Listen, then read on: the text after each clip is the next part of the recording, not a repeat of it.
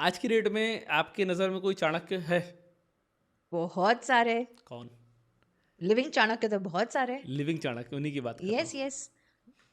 अगर मैं आपको बताऊं, सबसे पहले तो राधा कृष्ण पिल्ले सर मेरे मेंटर, ठीक ठीक है। है, is a living Chanakya. Okay. हमारी कुछ म्यूचुअल्स है। हाँ। मैं किसी एक का नाम लूंगी तो वो गलत हो जाएगा, नहीं, नहीं, बट कोई नहीं। उसमें से भी काफी है जो they think like Chanakya. Okay. See it's not कि भाई वो इंसान के आपने सिर्फ नेचर या ट्राइब्स देखे, हुँ। वो इंसान की हैबिट्स भी तो उसमें मैच हो जाते हैं ना। लेकिन चाणक्य नीति में एक चीज़ बोली गई है जी कि सबसे पहले आप अपने बारे में सोचिए, ऐसा कुछ है ना? मुझे एग्ज़ैक्टली नहीं पता, लेकिन मैंने मतलब एक पीडीएफ मैंने पढ़ी थी चाणक्य नीति की, जी। तो उस पे ऐसा था कि भाई के बारे में सोचने से पहले अपने बारे में सोचो, मित्र के बारे में सोचने से पहले अपने बारे में सोचो।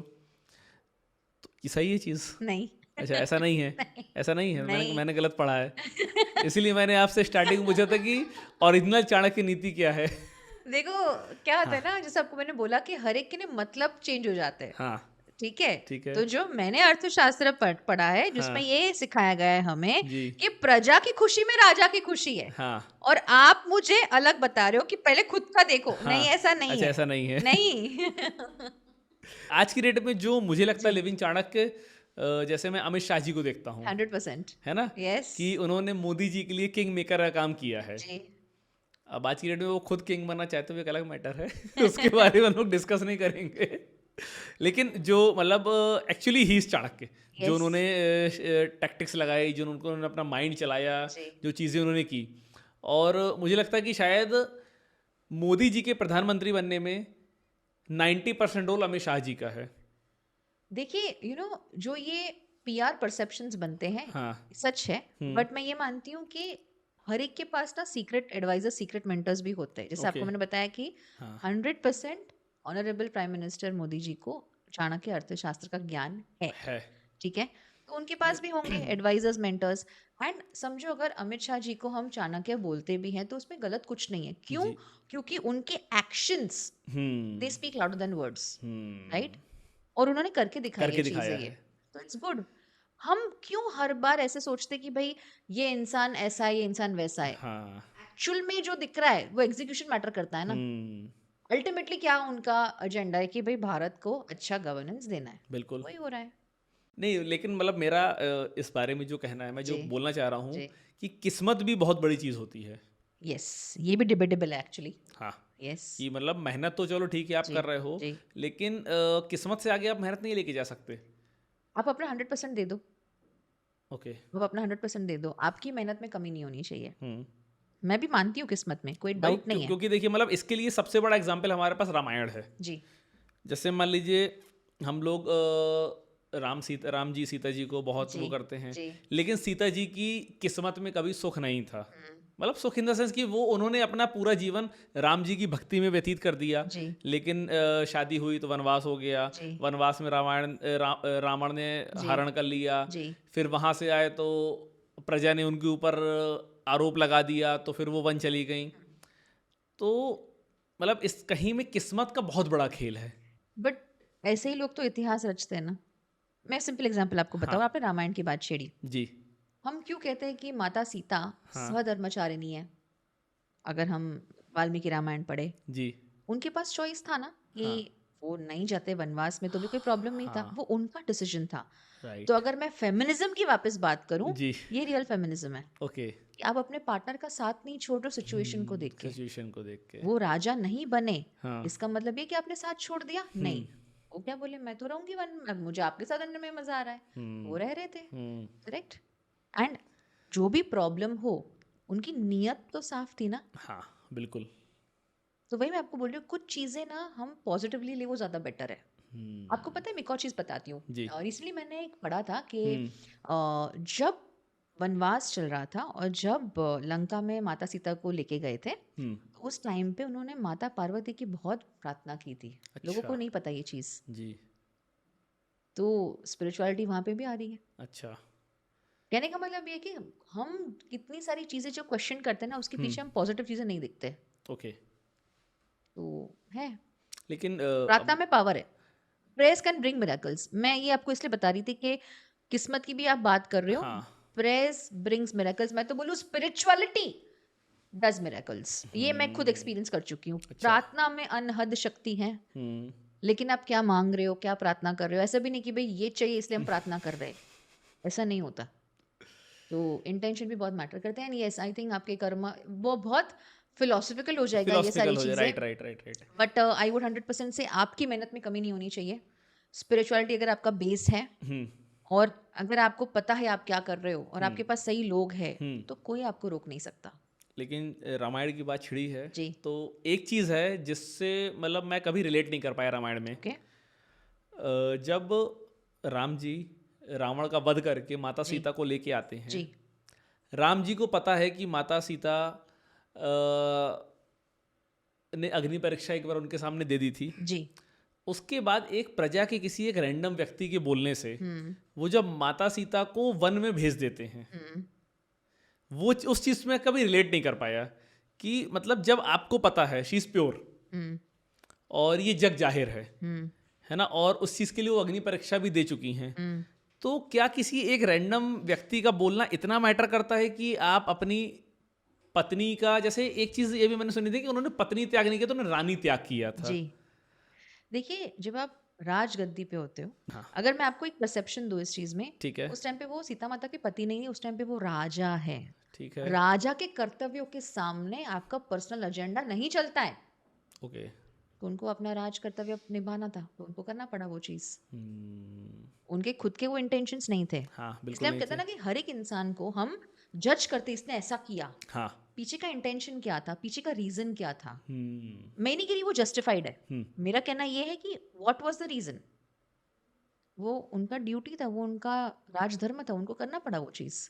इसलिए हम कहते हैं ना कि राजगुरु बनना ज्यादा आसान है राजा बनने से। हाँ, राजा बनना सबसे टफ है। टफ है बिकॉज आपके एक्शन सब लोग नहीं समझ पाएंगे, ये इसने ऐसा क्यों किया। बिल्कुल इजीली जज हो जाओगे, अरे ऐसा किया वैसा किया। हम्म। उसके पीछे के रीजंस है ना, एंड तो you are answerable to so many people. और आप राजनीति के अगेंस्ट, या प्रोबेबली हम कहते हैं ना कि कुछ रूल्स के अगेंस्ट नहीं जा सकते, तो करना ही पड़ा उनको। आपको लगता है उनको बहुत मजा आया था उस टाइम पे? अरे बिल्कुल नहीं। तो फिर पर जब आप राजा हो तो आपको ड्यूटी निभानी है। इसलिए हम कहते हैं ना कि यार पावर पोजीशन मिल गया, हाँ are you willing for the sacrifices? Right. Are you willing कि भाई हाँ मजा आ रहा है बैठने में, लेकिन उसके साथ with power comes responsibility. Great powers comes with great yes responsibilities. Yes, तो you have to be prepared for such things. Right. Mansi ji, अब उन लोगों के लिए मैं कुछ पूछना चाहूँगा आपसे। हर किसी को लगता है ना कि मैं बहुत पैसा कमाऊँ, जी मैं बहुत बड़ा बिजनेसमैन बन जाऊँ, जी लेकिन जैसा कि अभी हम लोगों ने डिस्कस किया था कि हर व्यक्ति बिजनेस करने के लिए नहीं होता है। सही बात है। ऐसे कुछ साइंस हैं जो लोगों को अपने अंदर देखने चाहिए, या ऐसी कुछ चीज़ें हैं जिससे वो पता कर सकें कि मैं बिजनेस करने लायक हूँ या फिर नहीं हूँ? सबसे पहले अगर आप फेलियर को एक्सेप्ट कर सकते हो ओके। और गिव अप नहीं कर सकते, तो आप ट्राई करो। ठीक है। बिकॉज क्या है ना, बिजनेस अनसर्टन होता है, हम्म। आज चला नहीं कल चला। एक तो सबसे पहले ये, सेकंड एंड मोस्ट इम्पोर्टेंट, क्या आप सीख के करने में इंटरेस्टेड हो? Okay. I think that is more important, जो आपको हमने आई थिंक कॉन्वर्सेशन में बात की थी हो गई थी। कि सीख के करो, सीख के करो। ये कुछ साइंस है। एंड मोस्ट इम्पोर्टेंट, अगर आपके पास कोई ऐसे मेंटर है जो वो बिजनेस में सक्सेसफुल हो चुके, या वो उस एक्सपर्ट है उस फील्ड के, राइट। और जो आपको सपोर्ट करने के लिए तैयार है, करो ना। ओके। मैंने आपको क्या बोला, हर एक में क्षमता है, हर एक में पोटेंशियल है, हाँ। बट वो सेल्फ डाउट, सोसाइटी क्या सोचेगी, मैं फेल हो गया तो, या मैं फेल हो गई तो, या घर वालों ने सपोर्ट किया नहीं किया, उस रीजन से आपका जो सबसे बेस्ट टैलेंट है आप उसको खो बैठते हो, या आप नहीं एग्जीक्यूट कर पाते। राइट। पर ऐसे कुछ लक्षण, जैसे आपको मैंने बोला कि चंद्रगुप्त को कभी राजा बनना ही नहीं था, हाँ। आचार्य चाणक्य ने उसको एक खेल में देखा और उसको निर्णय लेते हुए देख लिया और हो गया। तो यू नेवर नो, आपका एक डिसीजन आपकी लाइफ चेंज कर सकता है। लेकिन बिजनेस में एथिक्स कितने मैटर करते हैं? मैं एग्जांपल आपको बता रहा हूँ। सपोज करिए एक बिजनेसमैन है, अब उसके पास एक सिचुएशन है, एक को बड़ा बिजनेसमैन है, उसके पास 100 लोगों का 50 लोगों का स्टाफ लगा हुआ है। अब उसको कुछ ऐसा करना है जो अनएथिकल है, अगर वो नहीं करता है तो यार उसका बिजनेस बंद हो जाएगा, जो उसके एम्प्लॉयज़ हैं उनके परिवार के ऊपर संकट आ जाएगा। तो ऐसी सिचुएशन में उस बंदे के लिए क्या सही है कि वो अनएथिकल कर ले, या फिर वो एथिक्स पे रहे और अपना बिजनेस बर्बाद करके उनकी फैमिलीज को स्वाइप आउट कर दे? एथिकल, एथिकल रहे ऑलवेज। इसमें भी चाणक्य नीति है। क्या? अभी आपने अनएथिकल कर भी लिया, हाँ।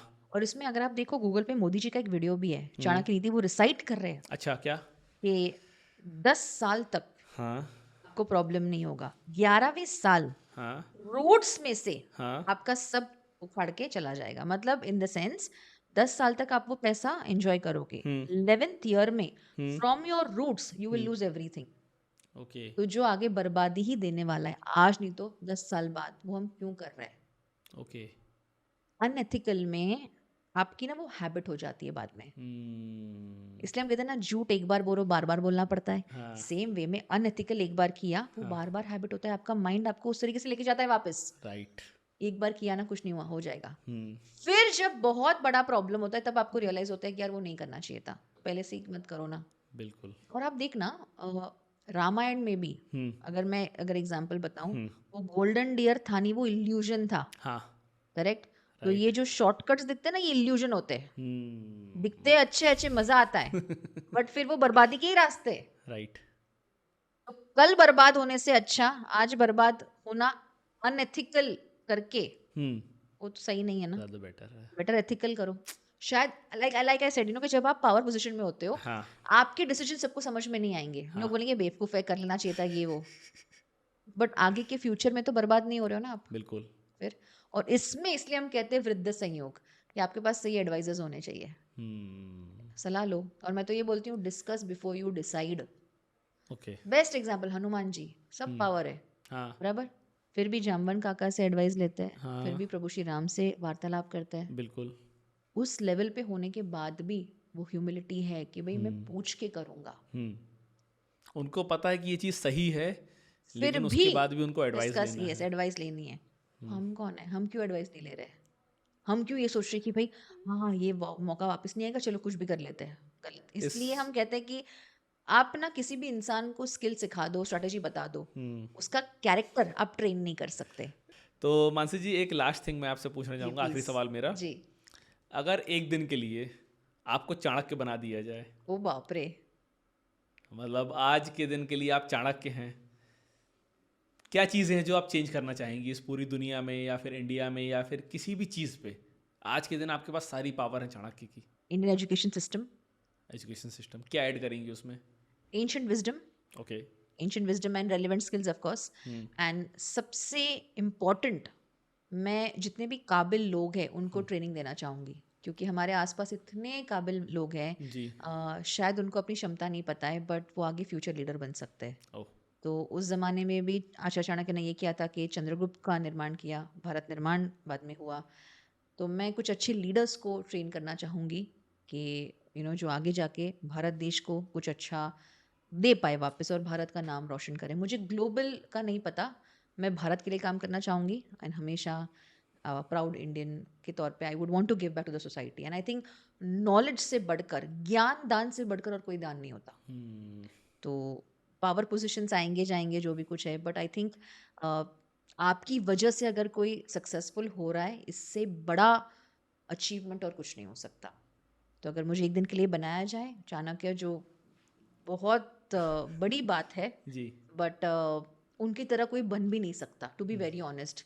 उस लेवल पे आना सोच के परे है। बट मैं यूथ को ट्रेन करना चाहूँगी, और मेरे आसपास जितने भी लोग हैं, और हमें पता भी होता है कि जितना हम सपोर्ट कर पाए वो कर ही रहे लोगों को, बट आप किसी को अगर अच्छा ज्ञान दे पाओ, सच्चा नॉलेज दे पाओ, उसको सपोर्ट करो, तो यही लोग आगे फ्यूचर में और एम्प्लॉयमेंट भी क्रिएट करेंगे और भारत का नाम और रोशन करेंगे। आई थिंक इससे बेस्ट और कुछ नहीं हो सकता।